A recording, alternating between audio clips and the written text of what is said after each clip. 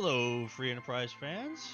Hope you all are locked in and ready for what is the last race of week one of the first round of Highway to Zemus Zone 4 bracket rounds. We've got a pretty good one set for you all today. I am Flurry14, joined by my co-commentator Solaris. How you doing, bud? Hi, I'm doing great. Excited to commentate with you on a game three between two pretty evenly matched runners. Yeah, this will be this. It's interesting with this particular matchup because we have two runners that came to Free Enterprise in kind of different ways. Fresh off his rank 10 persona, Herewaard comes from us mostly from the latter, having completed 76 matches across the 3 seasons. So has got plenty of one-on-one experience going there. And the most professor of Corey's has absolutely pulled off some exceptional tournament runs, including in Lally Holy going 9-3. That also includes taking a game off our ZZ2 champion Penguinator. So both of these runners have definitely put in some time and some upsets in future rounds are definitely on the board with whichever one advances. Now, it looks like we've got a Rosa start on C Hero. So we want to tell us what you think. So, what you think Rosa is going to mean for this particular seed? I love Rosa Hero, and it for a couple of reasons. Early on, any sort of decent bow, decent arrows, a heroine robe, of course, make her incredible. She's very awkward on the hook route as a hero. Her agility is just sort of not great enough to be too slow or fast for some really rude Rubicant boss spots, so that's always on my mind with Rosa Hero. Otherwise, it's guaranteed white mage. So from that perspective, very happy with it. Really going to depend on her starting partner and kind of where the early seed goes, but as far as I think heroes go, as far as like best and worst, she kind of sits in the middle for me. Yeah, we've definitely seen the kind of havoc that even just a middling anchor, much less a fast anchor, can pull on the hook routes. Bad karma, Stone Dingley. Um, not to mention any matches, but yes, that is absolutely a thing. I'm very interested also to see just how, because of how important that heroin robe is that you mentioned, does that alter either of our runners' opening loot gambits? You're more likely to find one in Eblin Castle, but it's also a pretty big time investment. And to complement our mage party, we've got Palom as our second character. Yeah, so at this start, well, we just get a ninja shirt, so that's money, if nothing else.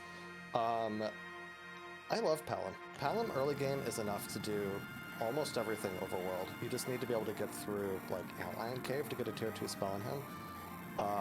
This party, I don't think, benefits the most from Eblin except for that heroine robe. Really could go kind of anywhere to loot, even just get a J item or something. Dancing Dagger's pretty good. Archer bow, meat arrows, whatever. Like, there are a lot of good hits that aren't in a high tier quality place like Eblin, so I'd be kind of surprised if they go there. But okay, Herowood's gonna head over that way, and I think so is profcory. So both of them looking for heroine robe. Good mage gear could be found here. Sork robe, charm rod. Definitely some good hits here, and with them both coming here, they'll both be in parity.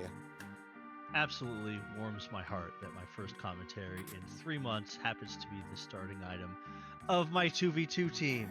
Go Ninja shirt. At away. Really, it's just a good bow and arrow is good enough to get you past Antline Cave. That power shirt definitely ain't gonna hurt. Um, but yeah, we're basically looking for something to get past that first fight to get Palom to Ice 2. He doesn't need much, and then we hope that we don't run into a boss that just does not like single target spells. So yeah, it's funny to see how frequent Eblin opening has been this tournament as opposed to Watery Pass. Um, and boy, I'd be tempted after seeing that power shirt to just bail and go loot somewhere else. Certainly after seeing the power shirt and the Boreas item, because the Boreas is going to get you through like that, outline fight most likely anyways, to kind of get you online if you get nothing else.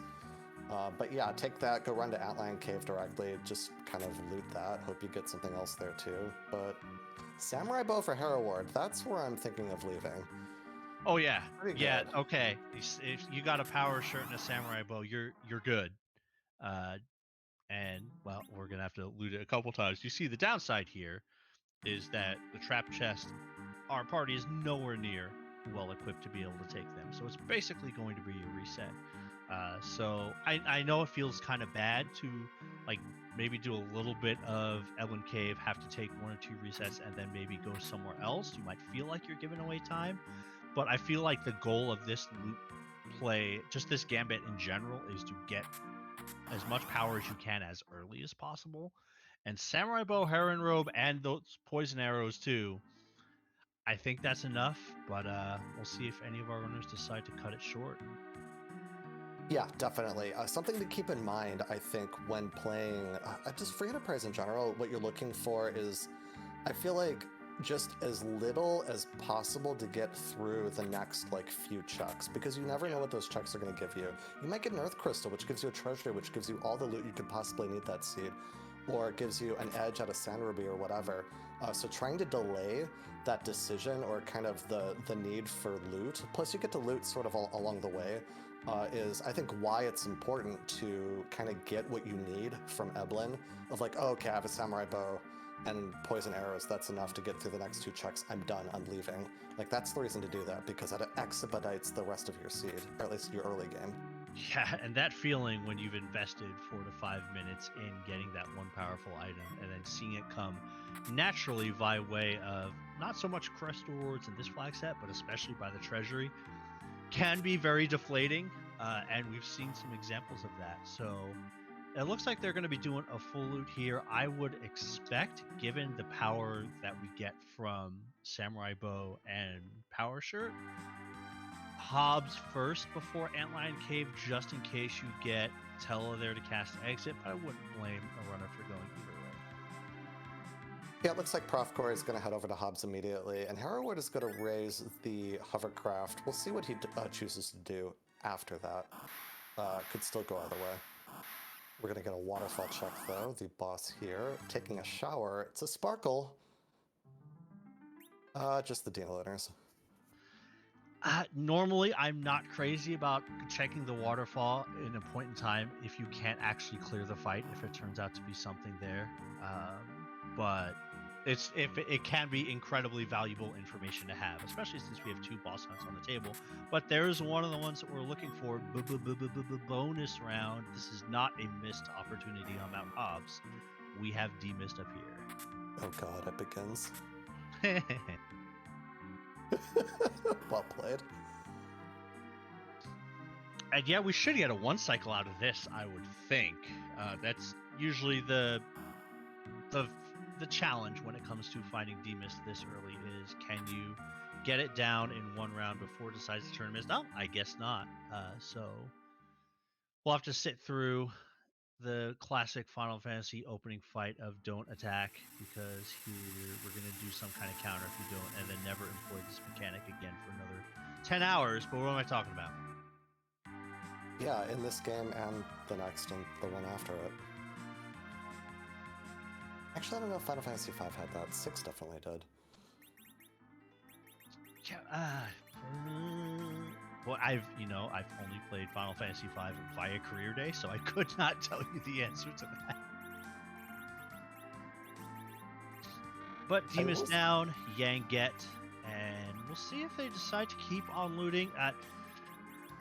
We'll be touching on this really across the course of the entire match, but one of the differences I've noticed in a lot of players' playing styles is whether or not they decide to turn off that loot button, because it doesn't seem like it's costing you that much time when you go and take a treasure chest, but if you start to time yourself out as to how much it costs just straight up a run through Antlion Cave versus not, it's a big deal.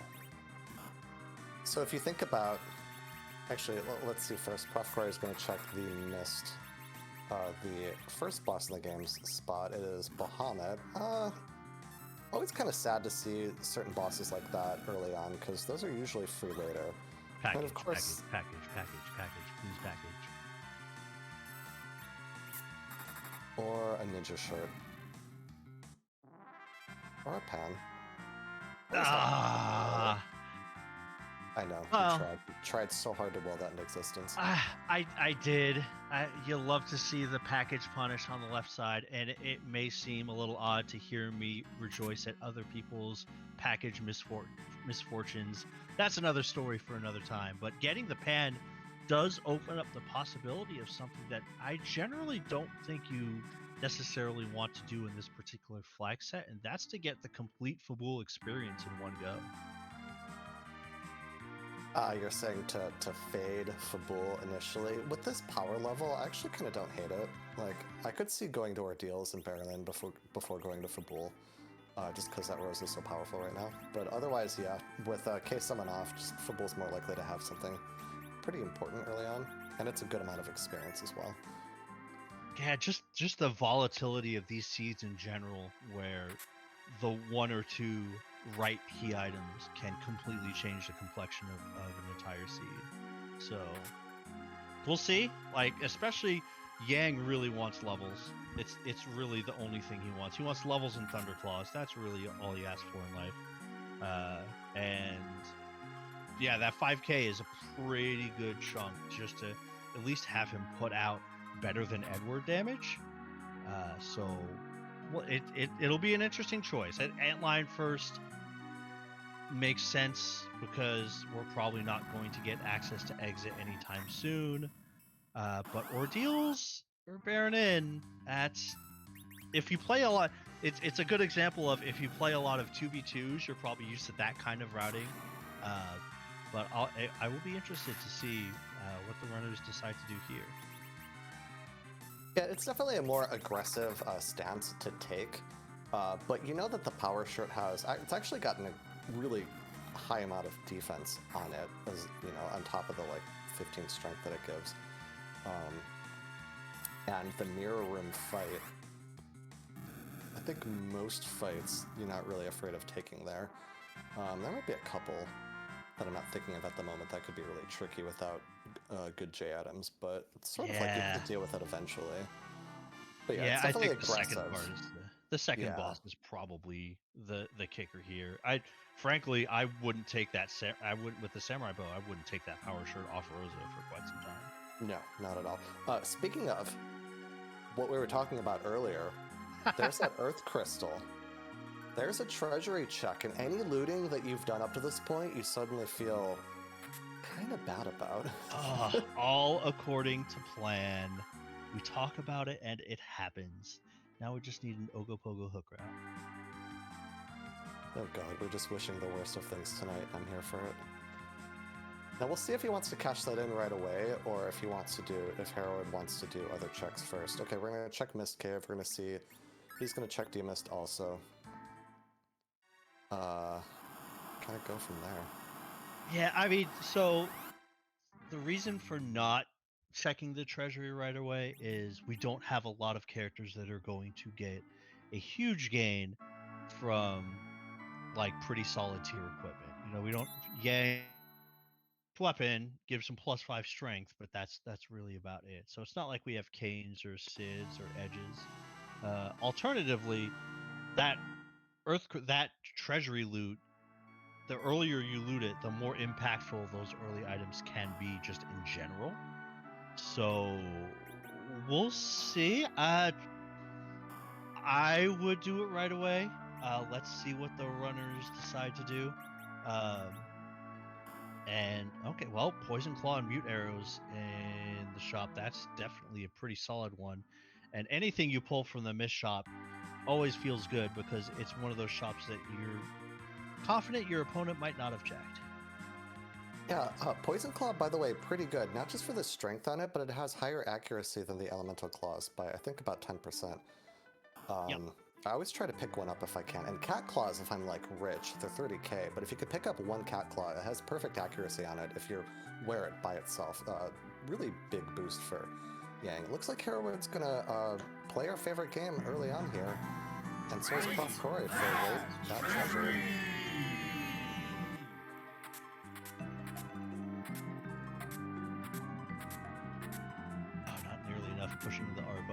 Oh, light speed. Okay, here we go. Oh boy. Oh boy. It went from meh to oh my god.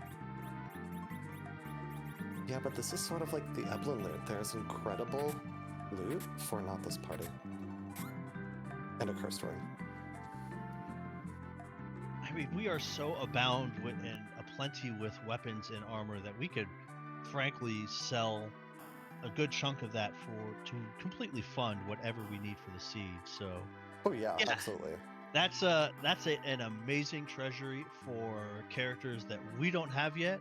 Let's hope it's not the AI doesn't decide to say, enjoy these ninja swords. You're not seeing a ninja until next week, as tends to happen. But yeah, I'm pretty the cursed ring also quite a big deal. No longer. You will see a lot of runners check armor shops on S standard strictly for finding a cursed ring, and finding one early is, if nothing else, shaves that time off. Yeah, it's very useful, especially Rosa. Again, she has that awkward agility breakpoint where at Zoromus levels, naturally she's not really at an agility you want her to be. You either want something to boost her agility or to tank it down. So finding the cursed ring is honestly pretty useful. But we see here that effect that you were talking about of why you might wait to take that treasury if you've already got good enough power. There wasn't actually anything in that treasury to accelerate their game. They could have waited until like the point you're ready to actually climb up Sot to take that treasury. It's a minor kind of gambly optimization, but you do enough of those and you do end up saving time. But meanwhile, profcory going to go up mono deals. We see where Herewaard wants to go after as well. Yeah, those kinds of optimizations always present itself much easier when you're watching your race back as opposed to when you're actually doing it. Oh yeah. But when you get Earth Crystal that early, it's very likely going to be a check you're going to be doing at some point in time. And honestly, the possibility of having to dive moon and not having the exit spell is personally terrifying. So yeah, I would expect that Earth Crystal is going to be done at some point, maybe not now. But Magus Sisters, there's not a lot of bosses here that can do a lot of damage to you in this particular spot, but Magus Sisters are one of them. But Elven Bow and Mute Arrows are going to have a word with them. Yeah, Elven Bow, Mute Arrows. We still have that Samurai Bow, the Power Shirt. Of course, the sisters just know who the threat is at that moment. Take down Palom immediately. And Power Shirt's magic defense is pretty much 0, if I remember correctly. So if this Lit 2 hits Rosa, danger. Oh. That was unlucky. Try again. Yeah, and now that you know the fight, you can have the equipment set up as such. So really just let's hope that the board AI does not come to play a second time. Yeah, it'll be easier going on the second time because you could just hold A, yeah, really anyone who goes next, you just hold A, hope to kill the little one immediately.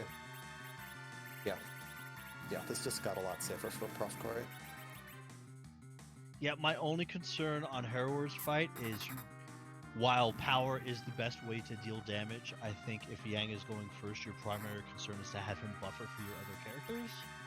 And power doesn't quite do that. The other danger can be if Sandy, as displayed on profcory's screen, charms the wrong party member. Now we have enough power on this team spread out where it's not as big a deal, but I have definitely seen a fight or two end on a charmed Palom casting Quake. Yeah, a charmed mage casting Quake. Also, I have seen on Restream. Also, DKC at back attack, I think because of Yang is just fine. Yeah, you're okay with this. Survive too. This is fine. I've seen once on Restream, like nearly a year ago now, Witchburn Wyvern charming a spoon and a spoonward who just decimated his party. Oh the no! entire party. That was beautiful. And okay, cool. This is good to see from profcory too. One of the other things about getting a DKC fight is if you're going to see his little spiel about justice. We're not actually listening to Cecil. We have inventory to arrange, and profcory making a point to you kind of want to maybe bunch up your arrows if you're going to be doing a lot of arrow shifting. Put the stuff you want to sell on the bottom. All like super minor optimizations, but they do add up. And inventory boss, especially when you've gotten early Earth Crystal, is something that can be very ubiquitous. Like it's just always a thing. Yep, and to answer a question in chat, this is Rosa Hero. And speaking of Rosa Hero, we are about to find out who is in this mirror room waiting to fight Rosa. I think profcory, I don't think either of them went back to save. It's noting that Power Shirt Samurai Bow, you're probably okay. But let's... YOLO. Yeah, I think at this point, it's not that we're concerned with whether or not we can pass the fight. It's, are we going to get something that's going to consume a lot of time? Although... Well, let's see what the Witchburn is, though. It's gonna get its Witchburn off just a laser. Boo. Wah, wah, wah. I mean, they're happy. They're very happy to see this. We're just kind of like, oh, okay. Fire the mazer. So, what if this Wyvern cast Fatal, by the way? You're going to use the Star Fail. That's what that comes down to. Blizzard, I've seen in a couple races, has been particularly nasty. Maybe in different spots, but ooh. Yeah, a couple of Witchbirds that really can throw you for a loop. I could see Charm also being annoying if you charmed a mage that just one-shot it. The mage just one-shot itself, but... Yeah, that's where you learn that headbands protect against confusion. One of the... there's always like those 10 or so pieces of armor that give you like that one piece of status protection that you almost never ever have to guard against. But then you go against a bad Witchburn and it's like, oh, my whole party is toaded. Ribbit. Chat pointing out Toad would also be pretty nasty. But right, out of the way, profcory and I think Herewaard both are heading towards Baron Inn. Neither went to Fabul, did they? Nope, they are hoping for the complete Fabul experience for sure. This is one of the more aggravating fights to find in a spot that you expect to have 400 HP. Surprise, Maul Bomb does not. But we might get to see rare example of Kick actually taking out some enemies. Yeah, the other frightening thing about this fight, it's going to be fine for this party, but this Maul Bomb's explosion does more damage than you think. Yeah, the magic here is pretty decent, as anyone who has fought a Golbez in this spot can probably attest to. Yep, and Pound goes down. Didn't see what Yang queued up here. This could be dangerous. He didn't get his turn. Alright, so use a J item to be safe. Yep. I mean, he could still go down. Okay. There are enough of the bombs to kind of be queuing up, and Yang gets to kind of jump in and get the bomb off. No danger there. Baronino playing nice with the transition. Milan here, not really a threat at all because he's not going to do a whole... He only physical attacks A, when he's left alone, and B, every other turn. So, yeah, it's going to hit hard, as Yang can tell you right now. But otherwise, the lit ones here aren't going to do too much. So I think they're okay. Unless Mylan targets like that. And the lit ones do hurt. They're not going to hurt Rosa, but the punch... depends how good that power shirt is, really. Meanwhile, Herewaard is doing Fabul defense, had no interest in that Mom Bomb at the moment, and is fighting Ogo Pogo at the moment. While Ogo can be a thorn in everybody's side, I think overall you are quite happy to see Ogo at a spot where he only has 2,000 HP. Yeah, while the places to find Ogo, like, this is fine. And Rosa, profcory miss target secure 2. Low roll punch against Rosa does not kill her. This fight is safe. It's the 2 lit ones into a punch, so long as Rosa keeps healing herself. It might take a moment, but profcory will get through this. Yeah, 4K with about 5K from the big bond, you're probably looking at about 7 to 8 arrows. So as long as you're okay casting Cure 2, and that crit will help. And oh, my body.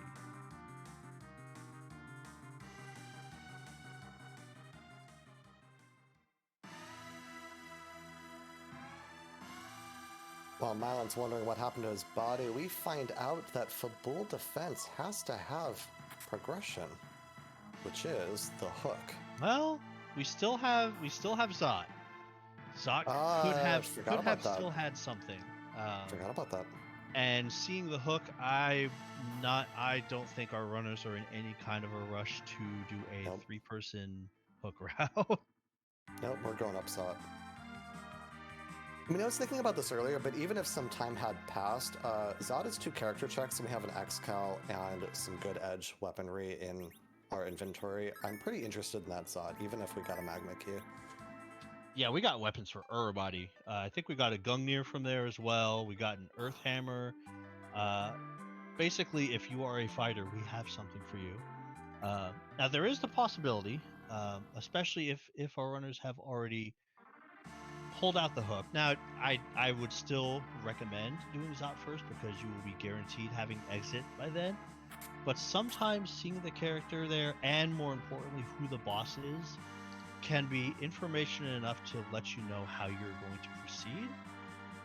I still think Zot's too valuable to not do, but I've definitely seen a lot of runners check that hook route just for the information.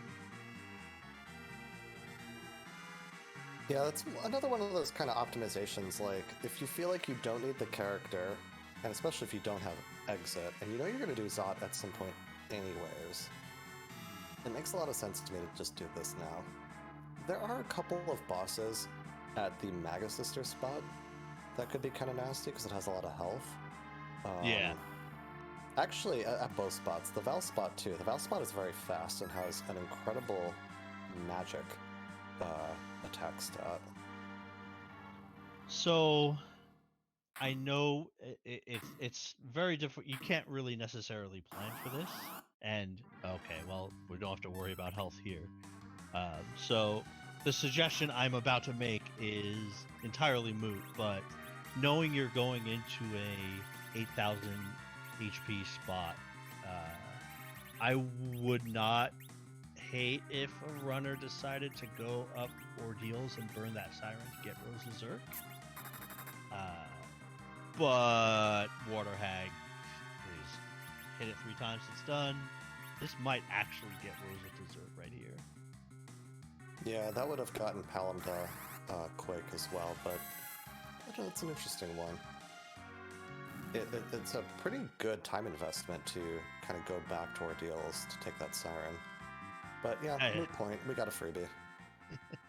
It's probably, I've had PK in my ear extolling the virtues of taking Sirens on Ordeals, so I had to sneak that in there somewhere. But yeah, Water Hag, pretty easy peasy, and now we're just hoping for characters really not named Edward.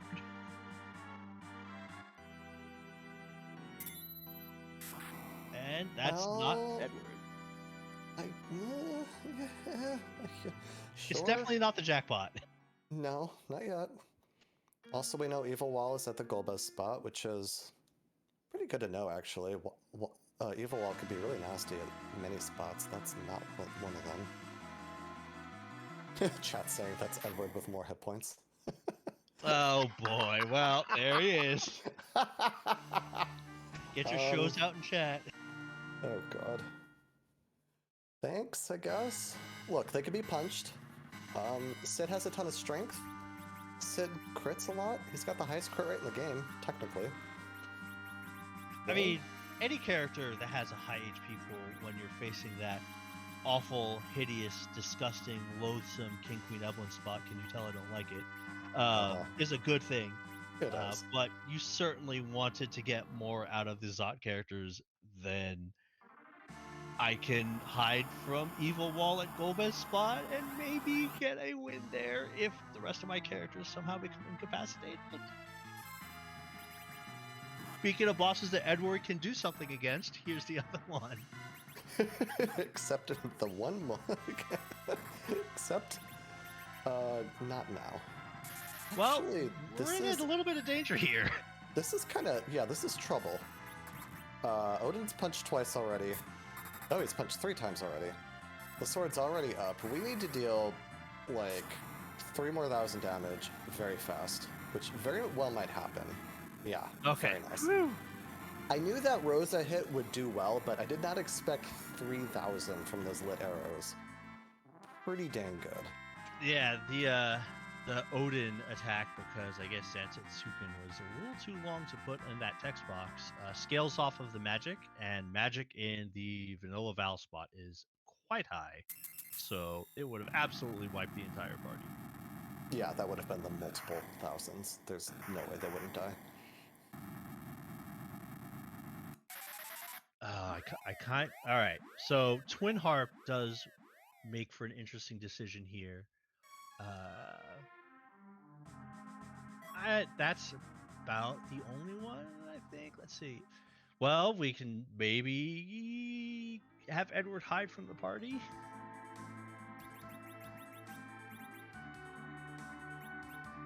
Standard is a free character check, so as long as there's an Edward in my party, I'm checking every free character I got. Oh yeah, especially again there's an Excal. I think you said a Gungnir or something similar to that. There's I think a Ninja Sword. Like there's really good loot in this inventory for people not in our party right now. I'm definitely interested in that Sound Ruby, and then of course the hook is going to give us someone. Okay, so we actually had a little bit of difference that I didn't quite notice. I didn't notice that Herewaard had actually did Zot before doing Baron in. So we'll definitely not have to deal with the tension that profcory had in at least the Milan fight. Not so much the Mom Bomb part, but that explosion still gonna hurt. Edward probably needs to hide if he wants to survive it. Yeah, Herewaard leaving that Mom Bomb immediately made me think that he's had experience with this boss at this exact spot before, because, yeah, it is kind of surprisingly rude. Well, we'll see. It's not really going to make that much of a difference, but I would be shocked if either of our runners did not check that Sand Ruby before diving hook. And oh wow, okay, Edward's showing me up. He survived. How about that?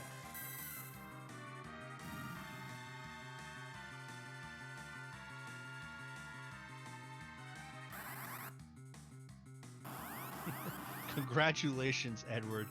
You survived.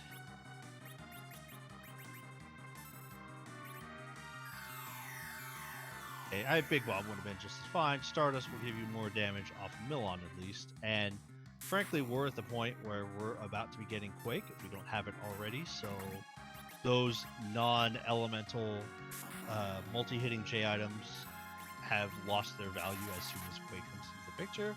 So if you got them, might as well use them.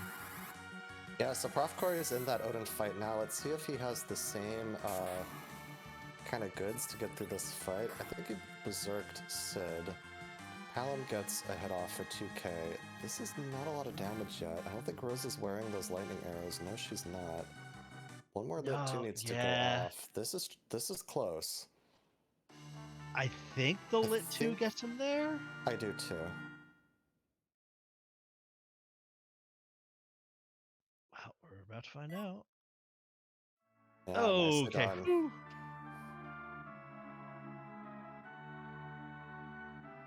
I thought maybe it was party order, but then I see Palom on the bottom on both of their screens, so no, that wasn't it. But yeah, hey, We're now with all this, we are guaranteed a hook route now. There's nothing else on the overworld for us to check. So, chat, what do you want to see? What's on the menu for the hook tonight? Chime in now. It's just Kenatsu, right? Ah, boy, I'd feel bad. I do like to see some pain, but not that kind of pain. Oh, and there's hello. An edge in bed. That's gonna make life a lot nicer. Get in this party. Yeah, Edward, this bed has your name on it. Good job surviving the fight. You can stay in Kaipo. Well done. We'll see you when we do Twin Harp. But Edge means A, we can steal Sirens. B, we've got great, really Zoromus ready weaponry set to go with Edge. Comes in at level 25.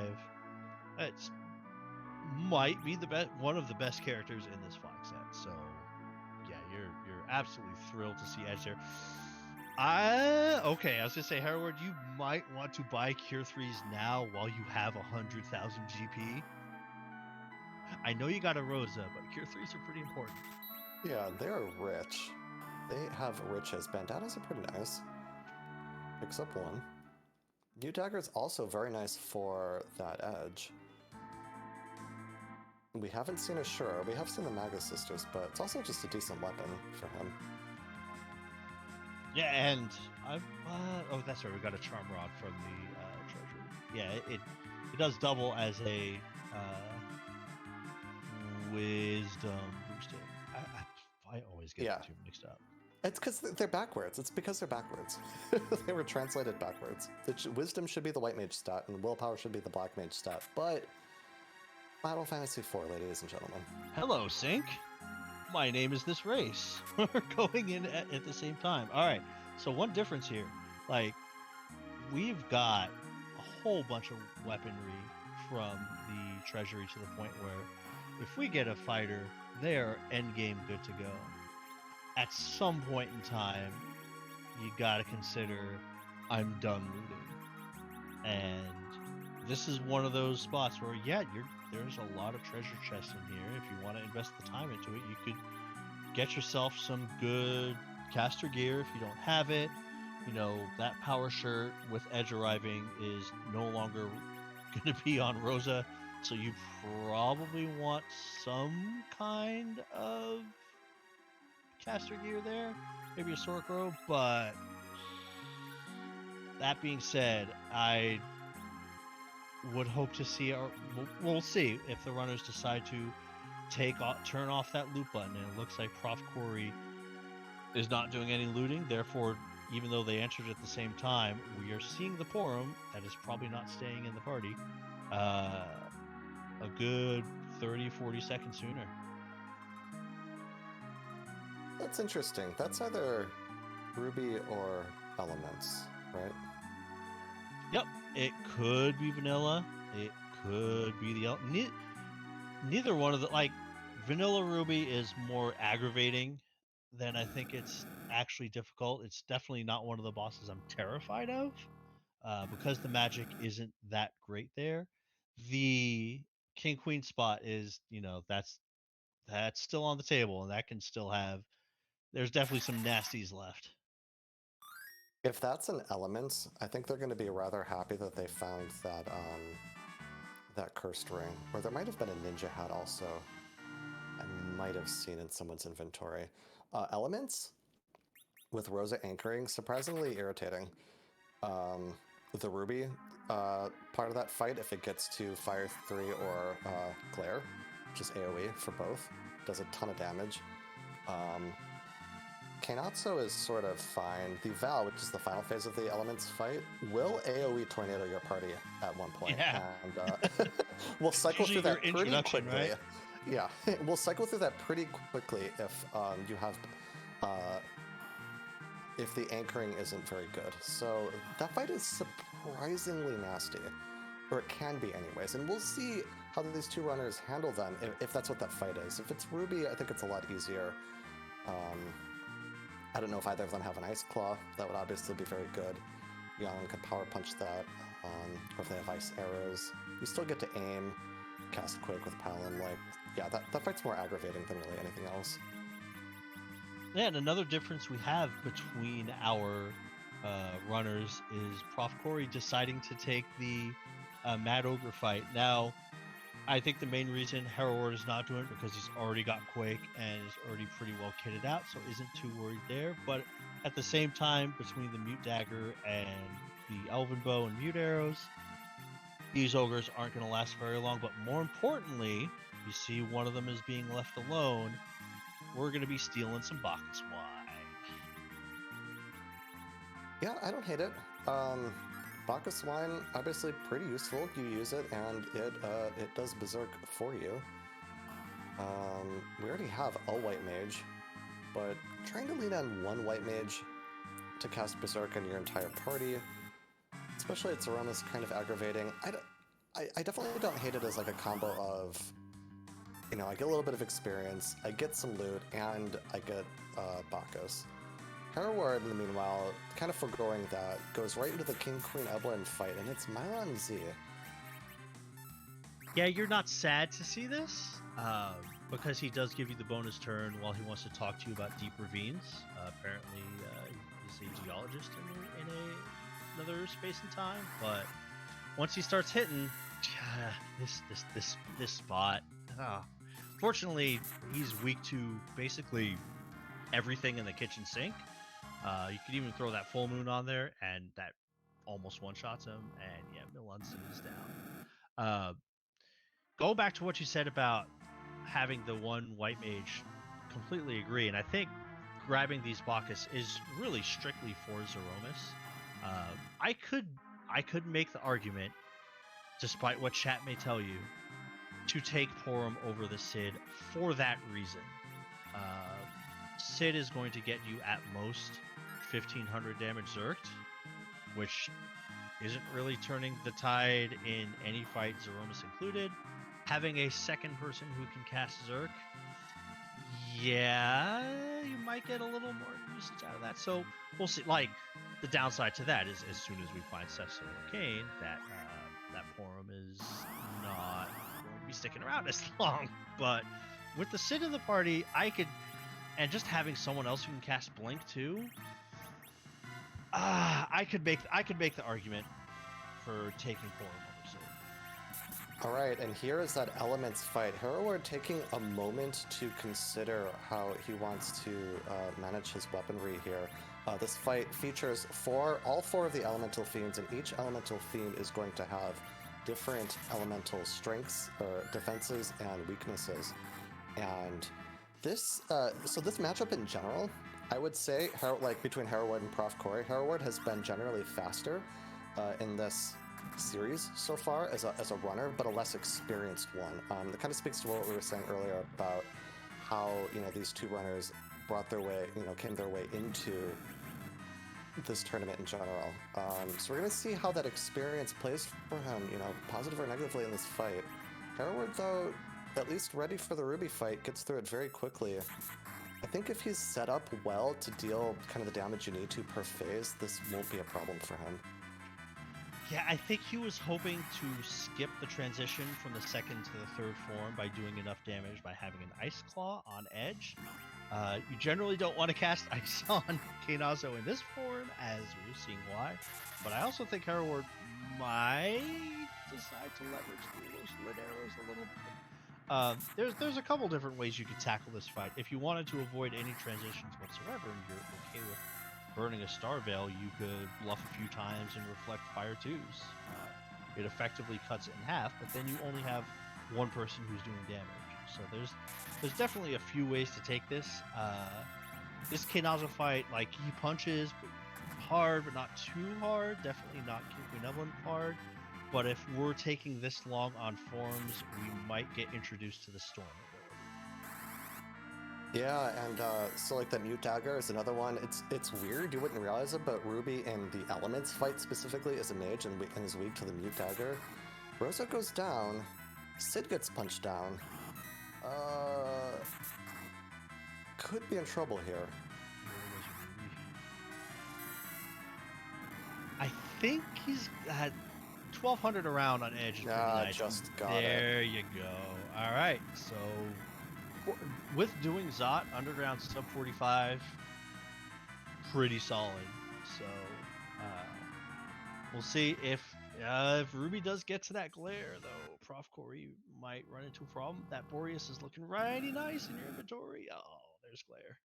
Yeah, so speaking of experience, Herewaard had his plan in mind. Maybe at the Kinatsu fight the damage kind of fell a bit awkwardly, but he very importantly pushed through that Ruby phase because, again, if that fight is going very fast, the boss script's going very fast, and Baigen at top of tower here, we get that check from Herewaard. Suddenly, like, the Fire 2 turns into Fire 3 turns into Glare, and you're done, and you just have to reset. So profcory gonna go back in, kind of reconfigure, see how he wants to handle this.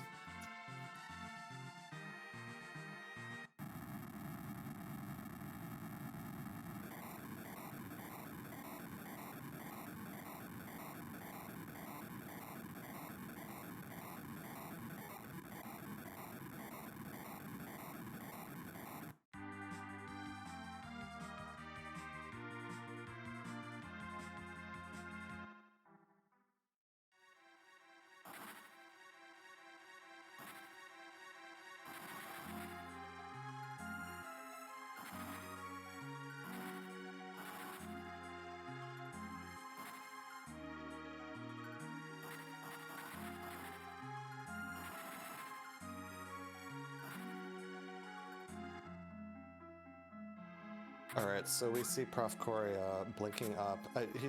We look to be wanting to reflect spells now. This is a good... this is a good kind of changing of plans here. All the element spot is going to do is punch. All the Mylon Z version of this fight is going to do is punch and cast Curse.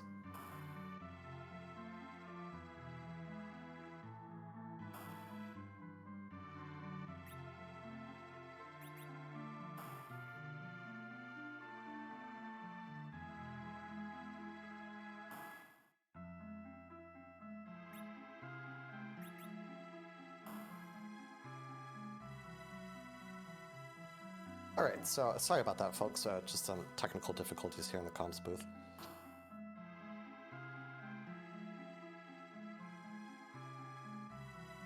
So while we are taking care of that, Herewaard getting his Darkness Crystal and finding it's kind of a King Queen Eblin and Ashura. Kind of sad to see King Queen Eblin gone. But Ashura is an objective. Let me think here. We defeated Wyvern, Cave Bahamut, Boss of Lower Babel, Ashura. That's just go mode, right? We're just in go mode. Wyvern's already down. We have Darkness for Cave Bahamut. We're about to defeat Ashura, and we know the Boss of Lower Babel. Yeah, this is go mode.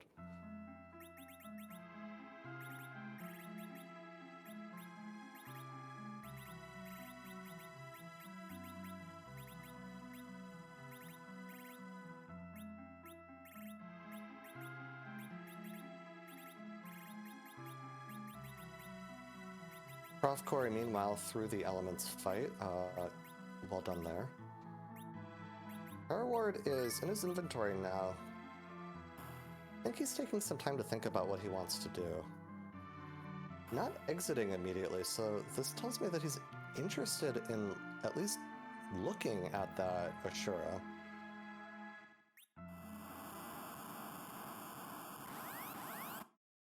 This is going to be tricky. Ashura at this spot will punch very hard. That edge does have a Mute Dagger and Ninja Sword, so can do pretty good damage against Ashura, and you get the time to set up by casting Blinks on your entire party.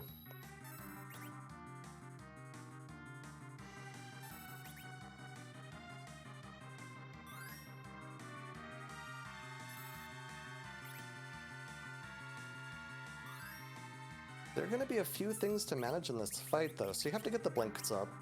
You have to get edge dealing damage, probably with Berserk. And you have to keep a wall up on Ashura, and I don't know if this Leviathan spot I don't think is that fast. It is pretty fast, but it's not nearly as fast as the Ashura spot. Because you don't want that wall to fall off either. You can reflect. You can reflect Star Veils. So what did I miss? Go mode. We're in go mode. Welcome. The good old immediate go mode after going underground. Okay, so Yep. yeah, that's 1, 2, 3, 4. Yeah, we're nowhere near 10 key items here. I would imagine the plan is probably steal a bunch of sirens. But if you've seen this Asura and you feel like, well, there's a lot of HP here, even though I've got a mute knife and whatnot, do you reset out and go do your grind now? Yes, absolutely. We're only you said what, 6 key items? Yeah. I don't feel like there's any chance of getting to 10 key items in a reasonable amount of time, so I am stealing, like, I don't know if 30 is the number, but I'm stealing a high number of sirens and doing that because you know you want to take the grind anyways, and it gives a bunch of health on your party members and damage multipliers with strength. Oh, this not just hitting for 7k. Must be wearing that power shirt. Yeah. I consider the 30 siren steal to be kind of like going full possum just from one particular race where it was like an immediate go mode with siren steal, so I think he stole like 33 sirens, which was like, it's like, oh my goodness, 30 sirens in a dream. I don't know what the exact number is for this party. It's probably not 30, because 30 is like you want to get Rydia to nuke. You really just need enough, I think, for Rosa to survive. Like, I would get enough to not need to deal with nerfing Big Bangs, personally. Yeah, I would say at least 20. But this will also like tell us how comfortable at what levels do our runners feel comfortable, taking on the Z fight. Do you want to get that Rosa to 2400 and be safe from almost every Big Bang? Or do you not want to do that and try to save like 10-15 minutes by stealing less sirens and just going? It'll be interesting to see, especially given in game 2 the Z fight was very important when it came to deciding the winner. So we're gonna be doing a whole lot of stealing now, but how many they decide to get it's always an interesting question, because I don't think there's always an obvious answer. Yeah, no, certainly not. But Herewaard getting through that Ashura, showing pretty good master of that. That dealt a lot more damage than I thought Edge would there. So what was really nice about that is that, well, 1, we don't have to come back, but then 2, he could just step right next door and take this freebie. This is worth about an egg's worth of experience, I believe. Yeah, I and think you it's get 20k. a free item. Yeah, and you get a free item out of it. I mean, it's not bad. Okay, it's 20k. Not quite an egg, but... So the only other thing I'd consider is we've got an Excal sitting in our inventory. We've got a Gungnir sitting in our inventory. There's still one more we're going to see at the Darkness Crystal. I wouldn't necessarily be surprised if a runner decided to check that before committing to 30 sirens in the neighborhood of 20 to 30 sirens. But that's also like a minute and a half check. Like, even if you straight up reset out of it, it's a significant amount of time. So we'll see. Looks like Herewaard is gonna go ahead and do the Sheila 1 and 2 check anyway. There's still benefits to this. If this is the pass, you save a pretty significant amount of time, and if it's not the pass, well, maybe you get some equipment that's going to help you out. Yeah, the weighting of the equipment, I don't know. I feel like the odds of a pretty good reward. Plus, we've got good gear already. I mean, we would love a party upgrade, obviously, but besides the pass, or A white shirt, basically, is what I want. Crystal ring's not bad. Oh, crystal ring would be great because then we can get Rosa to above 28 agility quite easily. So yeah, that's good point. And you know what? If this is the adamant, you have a pretty good chance of seeing a crystal ring at Corporal shop. Yeah, well, he got a crystal ring from that was the Silver Ward. Oh, there we Yeah, go. so that was pretty decent. But here's my thing about making these kind of checks when you're in go mode. You're sort of gambling the unknown versus the known. Even if the known might take a little bit longer, the known is to just grab the sirens, do the grind, and get the seed over with. The unknown is to continue to take checks. Yeah. And whether the checks are for loot or for characters, key items, whatever it is. Even if you're running around to shop because you're kind of looking for something, that's gambling the unknown versus the known. That's really what you want to think about. And wow. Okay. So it's all money. And a package. Okay, package. Do you? No. No, right? No.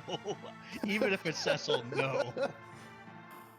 So you gotta if I can break out the John Madden commentary, the winner is the person who defeats Zoromus first. And while that's incredibly obvious, you also have to keep in mind that when you're going to do any kind of gamble and spend any kind of time, that time investment has to be measured in the terms of the Zoromus fight. So this minute and a half, 2 minutes you're making checks is 2 minutes you're taking in the Zoromus fight that you need to save.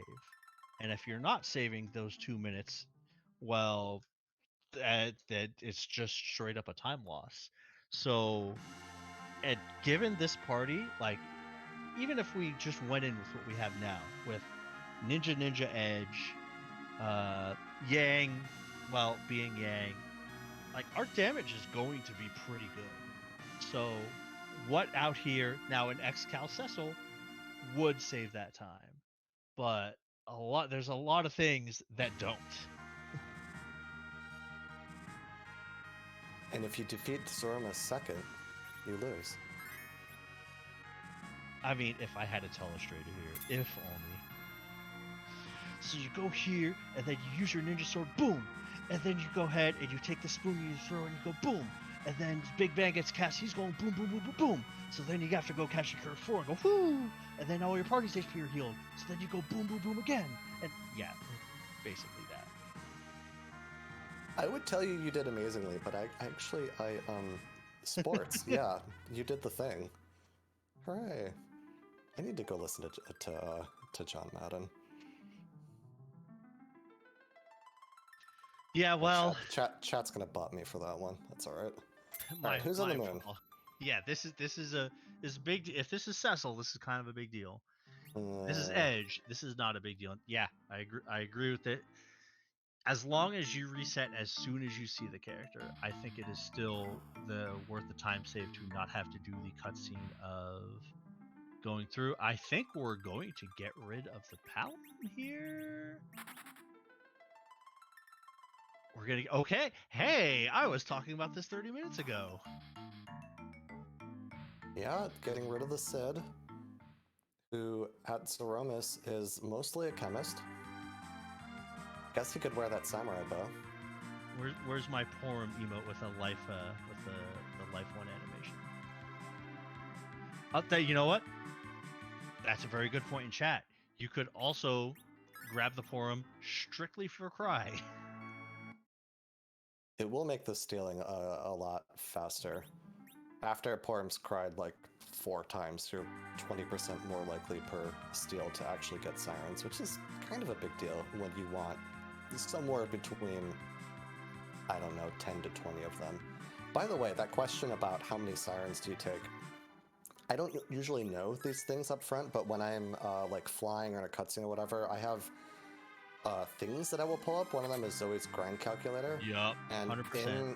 In for grind calculator, you can put in this spot, I'm thinking about hit points. So like 1800 hit points is like the super aggressive, like I'm just nerfing every big bang.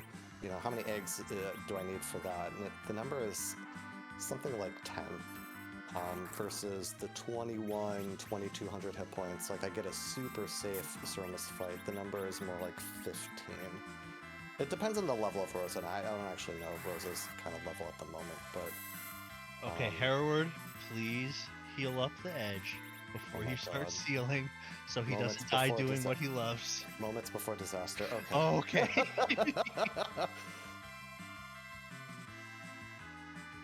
Alright, so yeah, that's a great point as far as the hit points go. And also, if I see someone going to 1800 HP on Rosa, it does kind of led me to think that they might be nerfing Big Bangs, but unless you curse ring your Rosa, you're looking at a possible...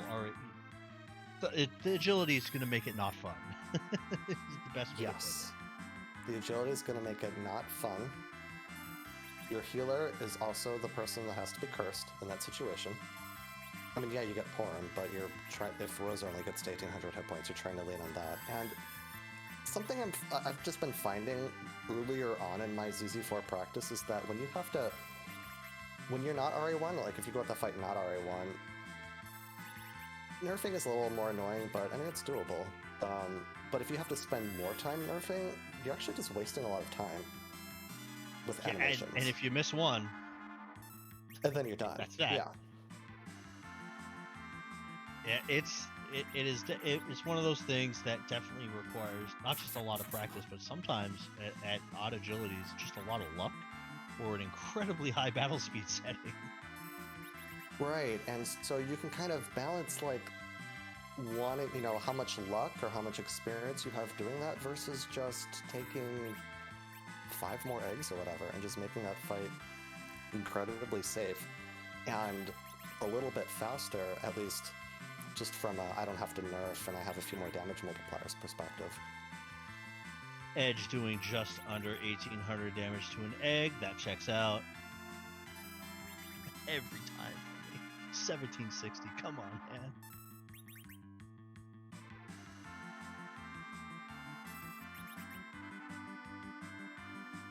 I would like to see Edge in the middle spot here. Be my only criticism, I think. I would say I agree, but I think Edge is at the level where the middle slot... you're thinking about the accuracy bonus, right? Accuracy bonus and protection against having one extra turn in case of a strike first. Oh, that's fair. That's fair. Yeah, sometimes Rosa will take the first turn from him. It's super minute, and it is absolutely me nitpicking. But it happens. And it can happen in multiple eggs. I mean, the amount of times that these eggs just decide to surprise you or you first strike them or whatever is like, are you kidding me? It's like you're surrounded by a field of eggs and you're just like blaring this loud horn and you have no idea where the next one is going to come from. The egg that you summoned with an item sneaking up from behind will never not be entertaining.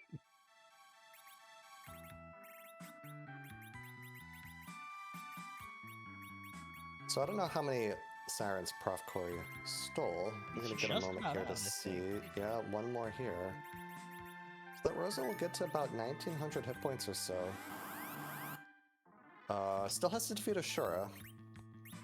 And then the K value spot. And the top of tower. So between all 3 of those spots for experience, might get to about 2000 hit points total. Yeah, I think that's what we're looking at. Yeah. To answer a question in chat, this Ashura is sitting at the Leviathan spot in the Fame Arch.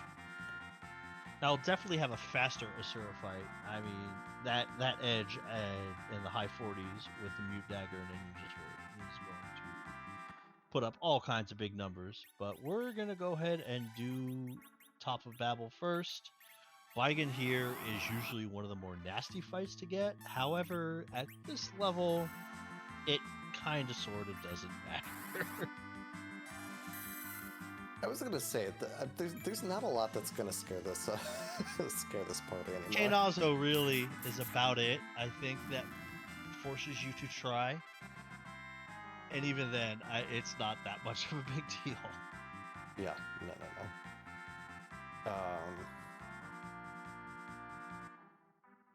I guess like the alt gauntlet at K value would be annoying, but otherwise. So that would make you feel doubly bad, because if you felt like your party was strong enough to take it at an earlier level, you could have leveraged those levels. Yeah. Although it will feel good in so far that by the time you get through it, Rose is going to be sitting at about 2400 HP. Yeah, get a lot of experience from that. Of course, you never bank on like one boss spot being at one location, but you say that, but the amount of times I have decided to full clear a moon because I'm thinking the only way I get burned here is if Wyvern is at Cave Bahamut, and Wyvern's at Cave Bahamut all the time. He's definitely been there more times than I can count. No, I can count. It's probably been a few times I've seen him, but like a few times is still kind of a lot. Like just anecdotally, in my experience.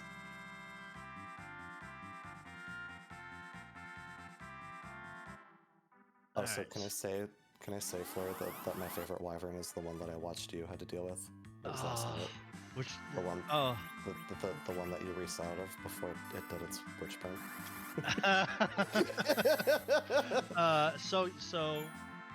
Pro tip for those of you that may want to run these seeds: when you are scouting your Wyvern and you're doing a monster check, just seeing the Wyvern, you don't want to reset. You want to see what the witch burn is.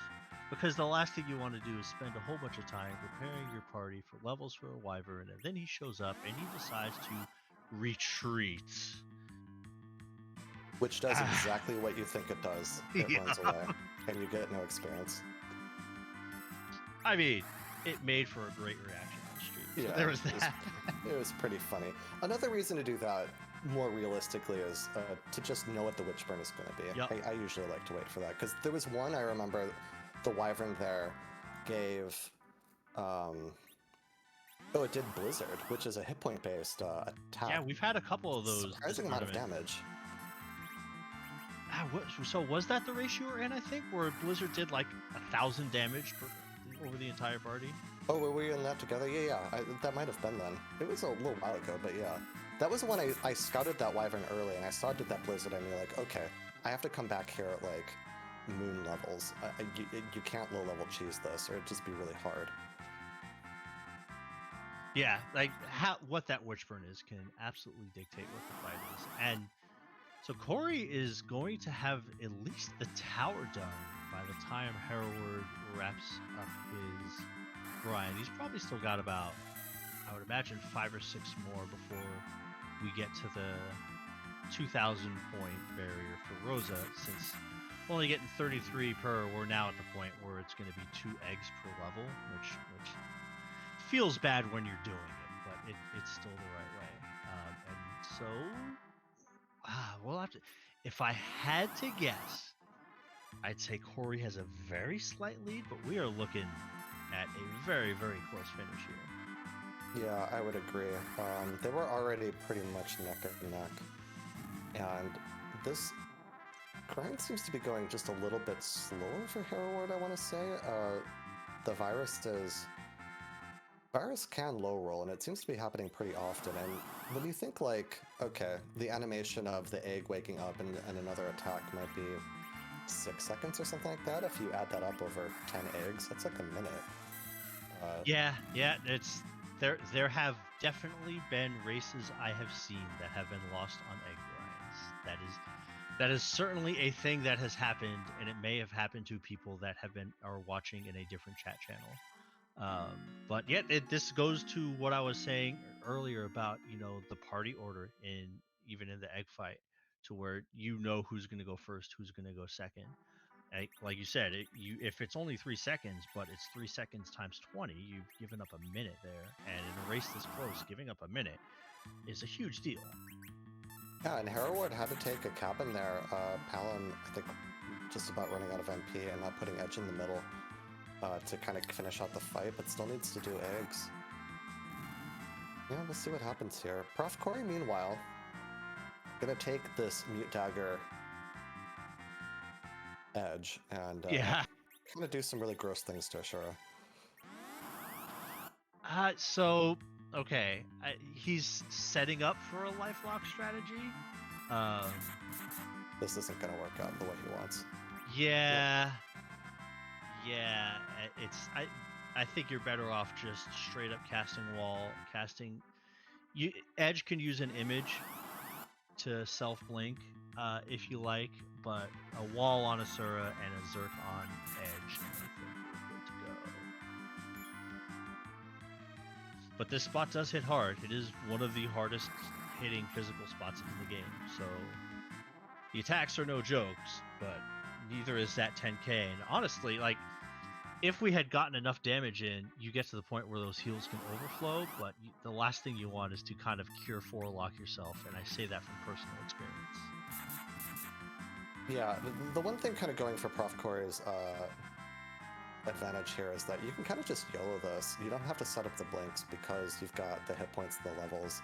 Now, maybe a little bit lucky you could say that, you know, Edge didn't get bopped twice here or whatever, because the spot does punch hard, but able to Berserk Edge and now cast the wall on Ashura, and I mean, she's not going to survive much longer. Yeah, already dead. Once he gets 2 hits in, I think it's 16,384, which is the healing overflow limit, but it's just an example of why you want to take that grind first, right? Like, Herewaard did a great job of getting through that, but also got through that at level 30 instead of level 47. So, as a result, Profcory is now off to the moon, and is up basically that tower check. Yeah, sometimes you've got to think in this randomizer, like, just because I can do it now, does that mean I should take this check now? Does it, especially when you think about the moon, going to the moon early, it's like, just because I can do this moon early, like I've got good defensive gear, or I've got some decent, you know, weaponry or whatever, how fast would it be to take that moon now at level 30 versus taking something of a grind first and then going to the moon? It's kind of the same principle there. It's the entire theme of that accursed Fey March. Even on K Summon, you're like, oh, there's a D-Lunar. I can beat this. Like, I can win this fight. It's gonna take me 6 minutes, but I can do it. But what if it gives me a Drain Spear? Well, that's a bummer. Yeah, so it's always kind of an at what cost question, which is the theme of this randomizer and getting better at it in general. Also, I would say the theme of this seed. Because nothing's really challenged any of our runners. Elements was a little tricky, but got through it. So a lot of this seed for me has been about like opportunity cost, like very small opportunity cost. And whoever wins this, or I should actually say whoever loses this when they come back, I think that's gonna be the thing they'll want to think about as to ultimately as to why they lost, because these two have been in lockstep mostly. And one of the benefits of getting like super good at that is that your opponents will know that you're super good at that and might start to feel that they have to do something crazy in order to beat you. Yeah. AKA the I'm up against Dusty Griff problem. Yeah. No joke there. And then it just gets kind of easier as the Dusty Griff person, because you just get to play your game. But anyways, Profcory on the moon now. Time to find out who's at K value. Who do we want to see here?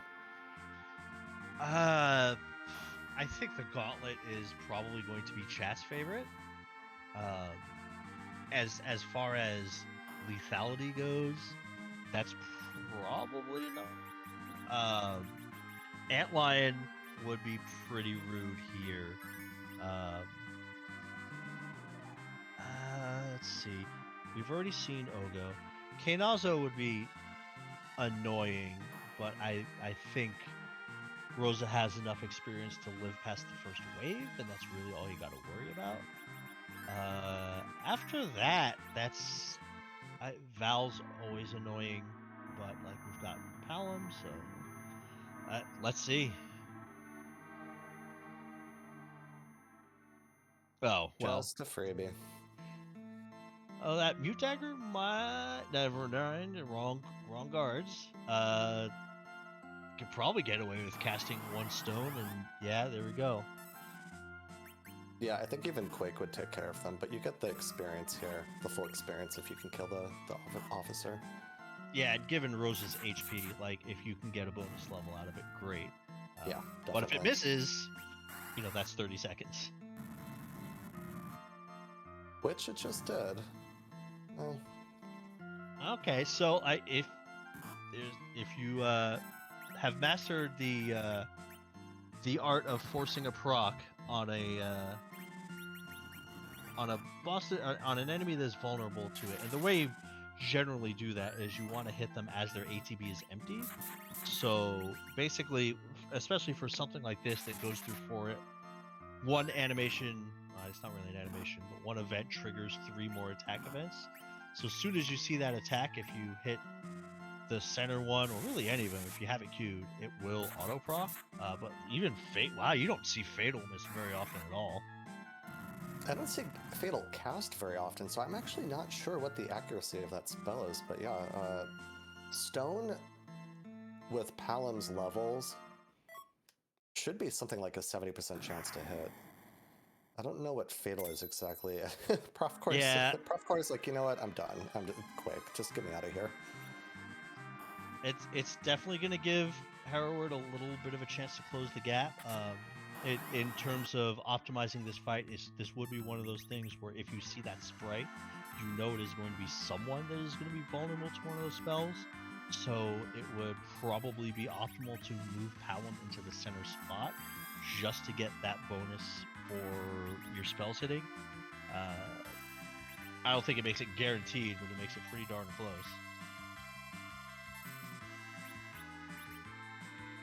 I think for Stone particularly, it would make it much, much more likely. Like, I think it's right in that realm where you're not guaranteed, but you're almost guaranteed. But Profcory's through. He's got a crystal in hand and is ready to take on Zoromus.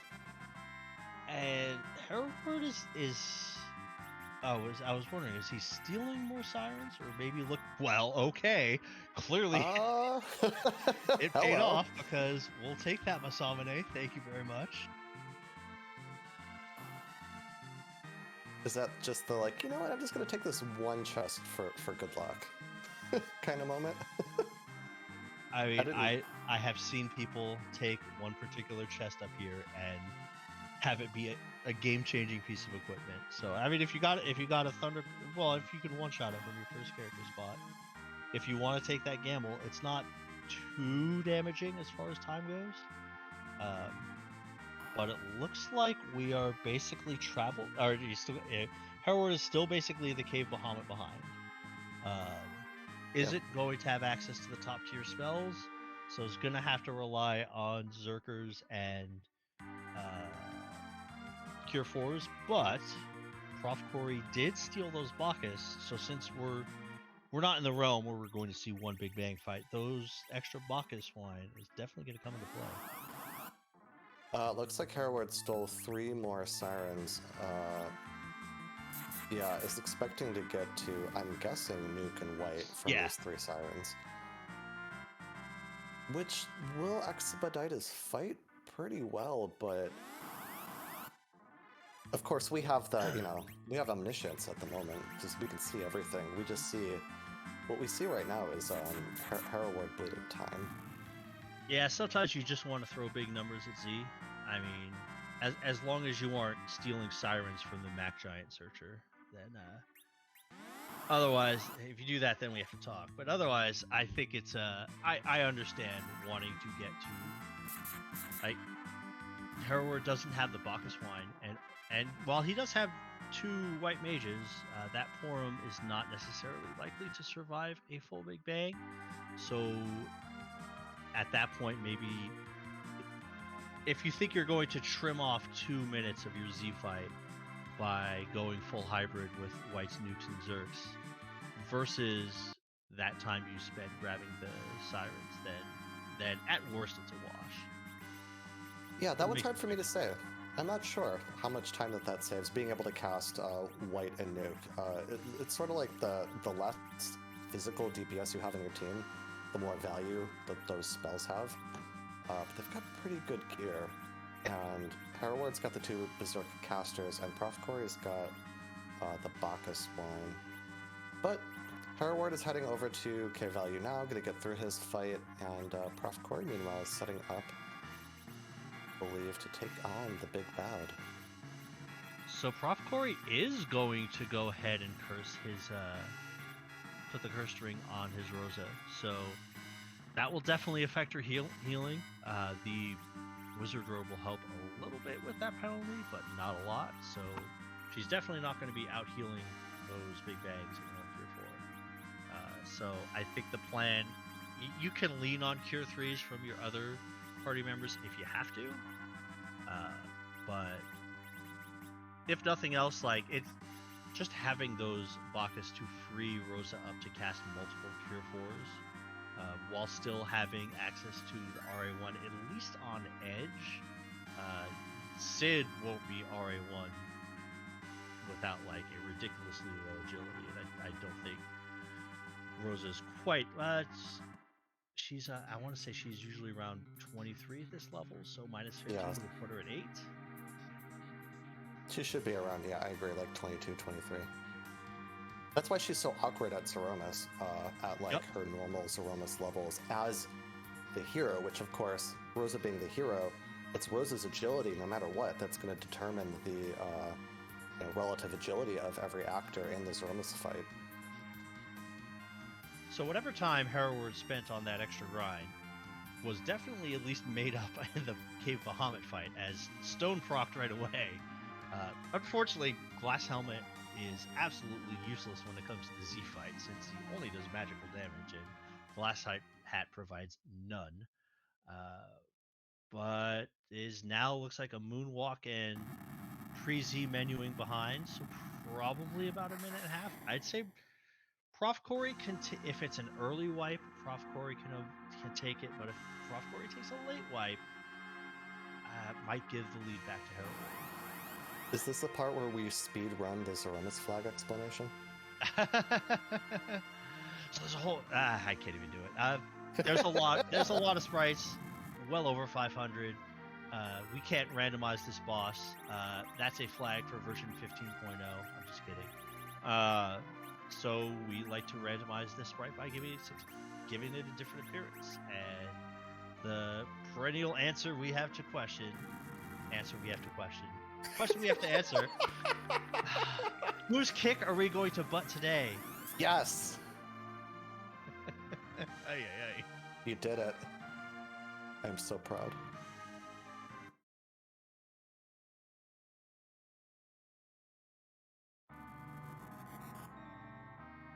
Try this again. Oh, I'm a final boss. Oh, the temp job dwarf. We frankly don't see in this flag set very often because we don't go to Tamra to shop very often. So job dwarf is not happy not being able to be in the spotlight. Therefore, he is now a final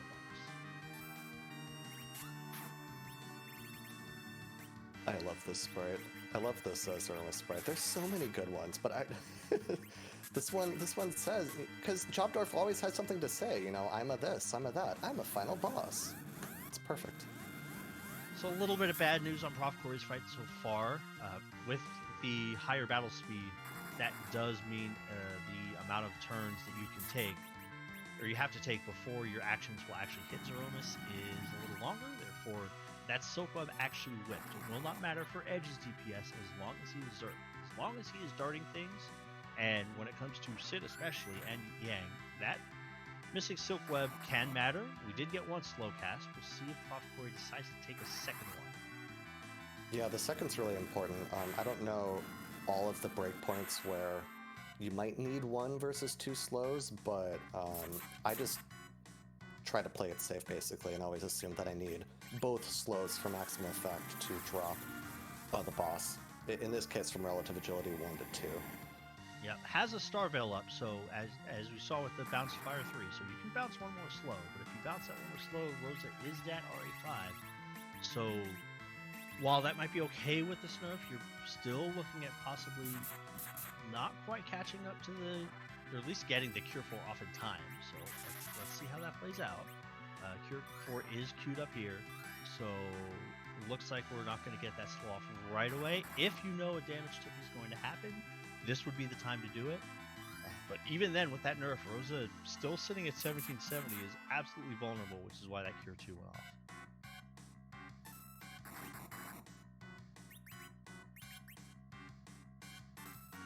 2K anytime you bring that kind of damage from Yang. It's absolutely awesome. It looks like... Oh, I thought we were going to get a slow queued. Instead, it looks like we're just going to pair... Oh, no, we're just going to throw another Cure 2. Yeah, Sid is walled, so that's the only way we're going to get any kind of healing on him. Yeah, prioritizing making sure that Sid survives the next Big Bang. I don't expect that profcory will nerf the next one. And then, if Rosa dies, Sid, who is not berserked, can be the one to pick up Rosa and kind of recover the fight from there. Definitely in range of seeing a fake shake with this particular damage output. I do wonder if that fake shake is going to cause profcory to sit on it. It does not. He's going to cast the slow spell right away, get the effective Silk Web with 2 slow casts, so that'll help at least a little bit when it comes to Yang, since he is zerked. So the counter nuke hits Rosa, which is a little bit of a bummer here. Her magic defense not great with that first ring. 2150, youch. And you can see he's concerned about a big bang coming up here, which is why he's not lifing. But like, you haven't seen the shake yet. So I still think you gotta do it. Yeah, there it is. Yeah, and this might be a little too late. We'll see what happens here. But yeah, we haven't seen the shake yet, but it's coming anytime soon now. Surprisingly, Palom is getting off like his 3rd or 4th Fire 3 in this fight. Rosa, being RA5, is not going to get turns as fast as everybody else. She really wants to get that single target. This is where getting those Cure 3s from Kaipos absolutely would have come in handy. There's the Cure 4. Instead, gonna do the nerf. Is gonna go for the nerf here. Has the Cure 4 sitting on just in case whoever it hits. Palom. Yeah, yep. You know Palom's gone, so target that Cure 4 yourself. But if you see the Cure 4 go off, it means you might be a little too early. So Rosa's gonna go down here. Sid's the only one left who's not zerked. If we tripped, we will see a black hole. We'll see a black hole probably regardless. But if we went to the next phase during that, we could see another shake, which would be a little disastrous. No, this is dangerous. If we've tipped hit points, the way that the next phase of this goes, it's gonna shake immediately. Okay, we see the black hole. And Herewaard is right on his tail, has the Star Bell set up, is going to start casting White and Nuke, as well as getting, well, it isn't necessarily going to Zerk, so it's probably going to go full Reflect here. Yeah, double white and black. Makes a lot of sense. Could end up being... Wow, this is so close. This might just be fast enough that... With profcory kind of stumbling just a little bit in this fight with the way the nerfs have been going, and also choosing to dart with Edge right away instead of zerking him right away when he's got such good weaponry on him, I think is kind of a small DPS loss. This isn't over yet. Yeah, I think that might have been I really want to get to phase 2 immediately, because you're absolutely right. If you think you're going to get there with your natural damage, you're not actually gaining that much time by getting to the tip that you're going to hit anyway if you're not doing full reflect. So you kind of want to save those big number of darts for phase 2, or even better for the medio phase. Textbook full reflect with good agility is going to run you about 4 minutes or so. Now that counter nuke hitting Porum doesn't help things. So we'll see if Herewaard, it's going to cast Cure 4. We play it a little more safe here. We've got a comfy amount of HP and a comfy amount of power. You can afford to do that. Rocks. But we got rocks on Corey's side.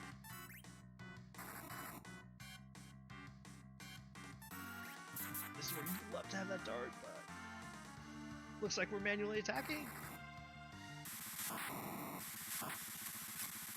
Oh, okay, there it is.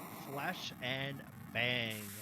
profcory does finish this race at a time of... I should have had the room pulled up. Looks like our restream has got us. It's an official time of 1 hour, 26 minutes, and 47 seconds. GG's to profcory, who continues on to the round of 32. And we'll see. Oh, I believe that sound means we're joined by profcory now. GG's, profcory. Thank you. So, not too much as far as routing deviation when it came to this particular seed. So I think the main question of contention would be, what was your approach and what were your thoughts as soon as you saw that Asura and got Gomoed immediately after going underground? So, first thought was, I guess the first decision was, do I fight the Asura right now, which is probably doable, but probably pretty gross, or do I leave, do my entire grind, and then go knock out all of the objectives? And I decided the latter was probably better. I felt good about that choice, hitting for quad 9s with Edge. Wasn't the cleanest setup for that fight, but I figured it was pretty quick overall, much faster than if I had tried to do it and save myself the extra walk. Second thought was that, kind of that sinking feeling when I realized I didn't get enough Sirens to grind up as much as I was planning to. And I always steal too many Sirens. So this time I was like, okay, 15. That's gotta be good, right? I haven't trained myself to do the mental math to know okay, I'm this level, so I need this many eggs to get up to nuke or whatever, which I should do. Once I realized that, then the next choice was, do I go back for more Sirens and get to safe levels, or do I just plow ahead and try to make it work? And I think, given how close it ended up being at the end, that was what I had to do in that situation. So I just went with it. Asura was easy, the guards were easy. It was just all gonna come down to, could I execute on the Zoromus fight? And I did just enough to make it work out. Yeah, Rosa had to make things a little tense. So Yeah. the intention was actually to get enough Sirens to go up to Nuke and White on Palom and Rosa. I'm sorry, say again? So your intention when you were stealing Sirens was actually to get enough to go up to Nuke and White on Palom and Rosa? I think so, or at least close.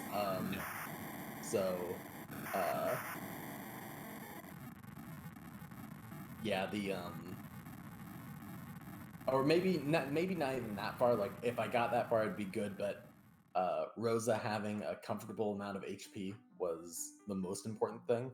Right. Especially given that she was going to be nerfed, and I also nerfed it, which I mean having a curse ring, and also figuring that if she was leveled up enough, I could just she could be agility 28 or something. And I found that ninja hat and then checked and was like, she'll be 26 if I de-equip the curse ring and put this on her.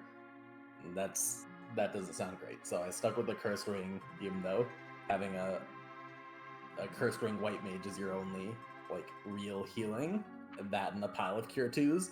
Boy, that I can't remember if I forgot where cure 3s were or if I just never checked. I think you might have broadcast Kaipo, I guess y'all said. Yeah. Those been great, but that's, I think, an important skill is making those ugly fights work, and proud of myself for getting through it. I feel good about that one. GG's to Herewaard as well. Another close races was a really good series. Every race was a good one. And we ended up with kind of 3 different... You got all 3 flavors of the standard grinds for this flag set. The first race was D Machines.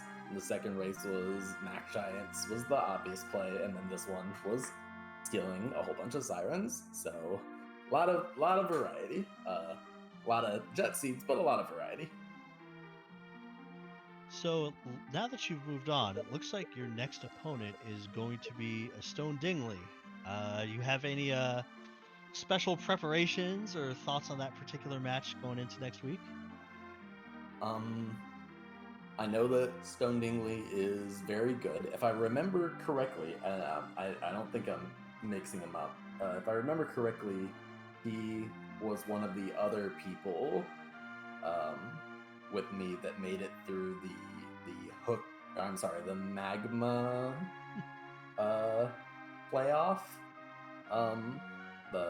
Sounds right. Yeah, I think that's right. I think he and I were among the 3 or 4 that got to move on from that giant race. So I've known his name ever since then, and I know that he's very good. I'm happy with how I've been progressing on this flag set since the qualifiers. I'm a 53 seed here because I only got to do 4 of them, and I didn't really do very good on them. But I know that I'm better than that. So after realizing I was 53rd, I was like, okay, I've clearly haven't had the right mindset about this. I've been looting too much. I've been playing too safe. So I'm glad that I was able to level up before this series, and I needed to do it because Herewaard was a very worthy opponent. He could have easily moved on to the top 32. Yeah, I could tell you from the draft room perspective, you were definitely not treated as a 53rd seed. I could tell you that for sure. Well, that's all the questions I got. Solaris, you anything else you want to ask? No, you covered it beautifully. Just GG's, profcory, and congrats again for making it to the round of 32. Appreciate it. Looking forward to it. Yeah. Any final words for us, profcory, before we let you go? No, I don't think so. I just kind of like I said, I think there's a lot more that I can do to keep cleaning things up. This game, or this match, I had a few fights that I think were really good, but I had a few different resets where, I had to set up again. But if I had been better on my execution, I wouldn't have had to do that. So that room for improvement. But in a way, I feel good about that. It's nice to have things to work on. So that's what I'll be doing for the next week while the other half of the bracket goes their matches. Awesome. Well, congrats again, and have a good one. Thank you. Have a good night. All right, that was our first place finisher. We have, I believe, Herewaard is now joining us in chat. Yep. Congratulations on the finish, man. That was a very well-run race. Oh, thank you. No, I'm a little disappointed that I lost, but I'm pretty happy with my performance in my first tournament here.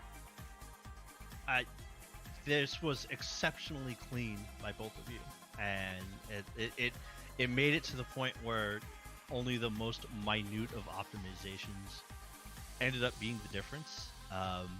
What was your mindset after going from hook route at 45 minutes to, oh my goodness, there's go mode upon checking Fey March right away?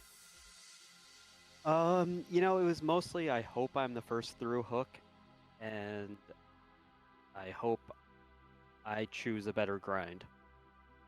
It's kind of what it was.